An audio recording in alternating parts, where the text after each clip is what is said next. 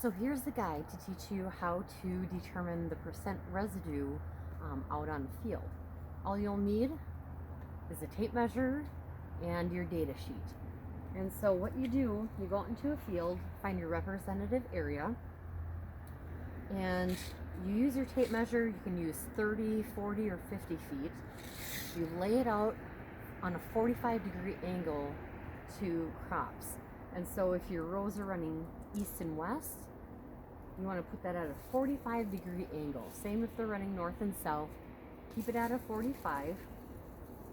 That way, we don't end up counting the rows or right in between the rows. That gives us a good representation. And then all you need to do on each half-foot tick mark, you document if you see residue right at that tick mark.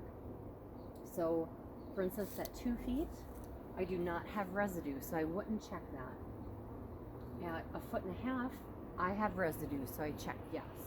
At 1 foot, I have residue, I check yes. And then so at the end, you look at the difference between how many ticks there are in your length at the half-foot intervals versus how many places you check yes that there is residue. And then that way you can find the percent residue cover out on your field. And mallet moved, it scared me.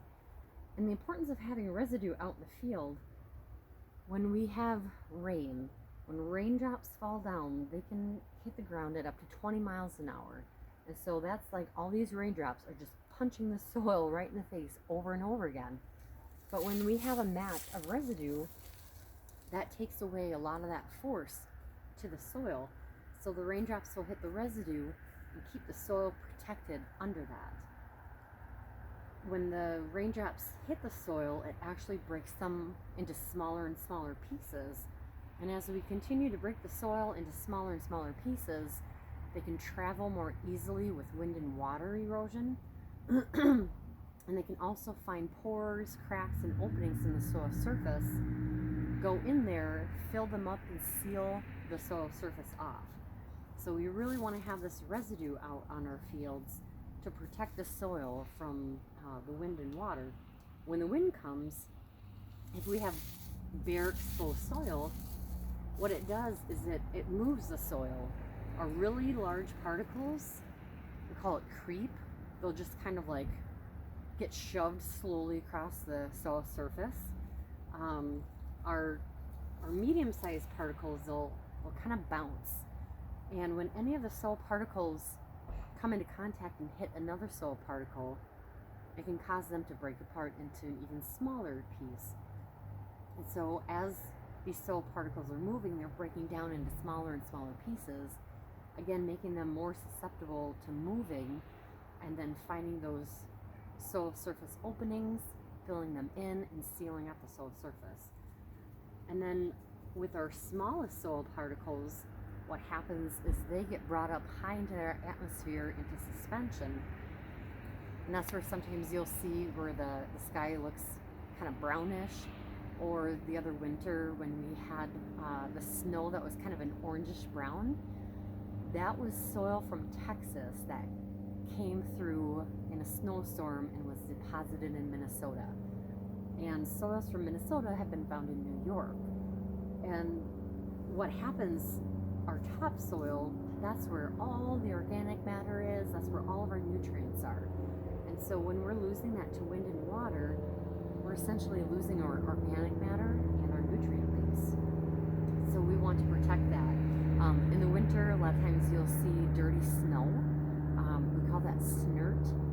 And what that is, that's that soil that has been blown off of the field and deposited somewhere else. And when you see that, to me, I see dollar signs, because that is nutrients available for plants that are being lost. So we want to have good soil coverage. Technically, they like to see at least 30% of residue at time of planting. More than that is even better, and it's a great way also to protect your soils when the sun and the heat come out. Soil organisms and row crops are similar to us. They like certain temperatures. And when we have bare soil and it heats up and the sun is bright, that can really increase the temperature of the soils really quickly. Albedo, we have dark soils. And what we have found is that in summertime readings, we can be at 120, 140 degrees soil temperature where we have exposed soil. At 100 degrees, so organisms and plants are not comfortable. The plants are using most of their water just to keep them cool, and so they're not even utilizing their energy in the water to put into production. They're just trying to stay alive. The soil organisms, they've checked out, they're on vacation, it's too hot for them. At 140 degrees, our soil organisms are dead. So we don't want to allow that soil surface to heat up. It also bakes the surface and really dries it out and creates kind of a crust on there, especially after a rain. And what we've also found with bare exposed soils is they heat up very quickly, but they also cool down very quickly. And so we have our crops growing out there. And again, our crops are similar to us. They don't like huge, changes in temperature just like we don't. So, midday, they're basking in 90 to 100 degrees, and then at night it cools down so much.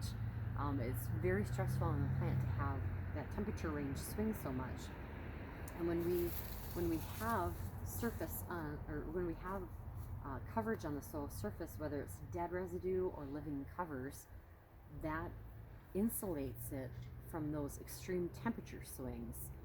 We don't get as hot in the summer, we don't get as cold at night, and also for heating up the soils in the spring to be able to get out there and plant timely.